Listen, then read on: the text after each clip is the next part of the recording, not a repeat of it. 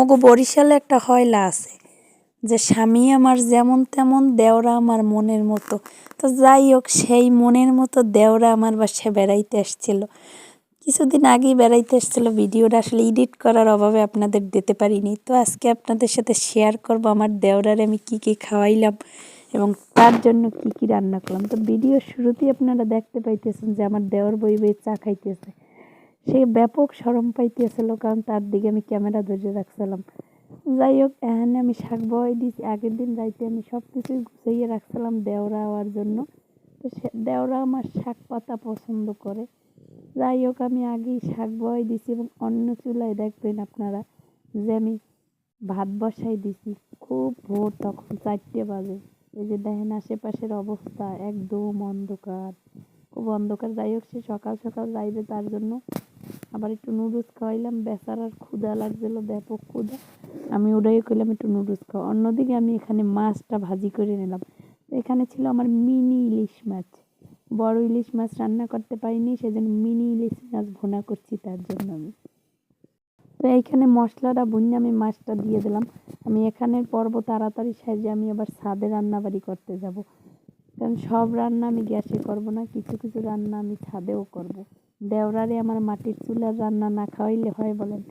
যাই হোক, এখানে আমি মাংসটা বসাই দিয়েছিলাম। তো আমার iPhone 15 Pro Max দিয়া এই যে ভিডিও করতে যাই একদম দোয়াল্লে দোয়াল্লে হয়ে গেছে। আমার ফোন আবার অনেক ভালো তো হচ্ছে না, আইফোন দিয়ে আমি ভিডিও করি, যার কারণে ভিডিওর কোয়ালিটি এত সৌন্দর্য আসে।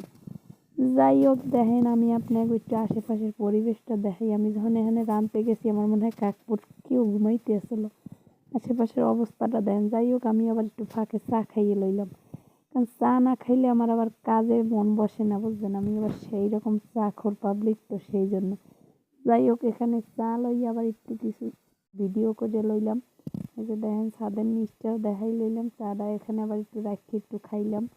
কবিদের মতো ভাব আর কি, কবিত্বের অভাব, কবিতা লিখতে পারি না। যাই হোক, তো যাই হোক, এরপর আমি ফ্লাউ রান্না করতে নিয়েছিলাম। ফ্লাউ, আপনারা কইবেন যে দেওরে এসে ফ্লাউ রান্না করেন নাই? না, আমি অবশ্যই ফ্লাউ রান্না করছি। এই যে দেখেন নাড়াচাড়া নাড়াচাড়া দিয়ে আমি ফ্লাউটা সুন্দর করে রান্না করতে আছি, সুন্দর করে ফ্লাউ রান্না করতে আছি।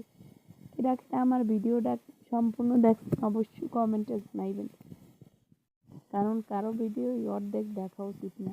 ফেসবুক আমাদের বললে দিয়েছে যে প্রত্যেকের ভিডিও সম্পূর্ণ দেখে একটা গঠনমূলক কমেন্ট করতে, কিন্তু আপনারা কেউ কেউ করবেন কি, গঠনমূলক কমেন্ট তো করবেনই না, উল্টে আরও ফলো দেন, ফলো ব্যাক করেন, ফলো হ্যান ত্যান। আরে ভাই, আপনাকে মতো একদম নতুন আমিও ছিলাম, কিন্তু আমি কিন্তু কারো কাছে ফলো ব্যাক চাই নেই। কেন ভাই? আমার ভিডিও যদি ভালো লাগে অবশ্যই ফলো দেবে, সেটা আমার চাই আনতে হইবে কেন? যাই হোক, এই আপনাগুলো কথা কইতে কইতে আমার ফ্লাউটা কিছু কিছু হইয়া গেছে। এই যে একদম ঝরঝরা ফ্লাউ হইছে। মাটির চুলার রান্নার আসলে মজা আলাদাই, কিন্তু যখনই মাটির চুলাটা বন্ধ হইয়া যায়, মানে দোয়াই জ্বলে না, সেইকালেই দোয়াইলে হয়, এইটাই একটা মেজাজ খারাপ পেতাম। যাই হোক, দেখেন কী কী রান্না করলাম। এখানে মাংস রান্না করছি, এখানে ছিল টমেটো, এখানে ছিল শাক, এখানে ছিল ডিম এবং সাথে মাছ ভুনা এবং ফ্লাউ। যাই হোক, ভালো থাকবেন সবাই।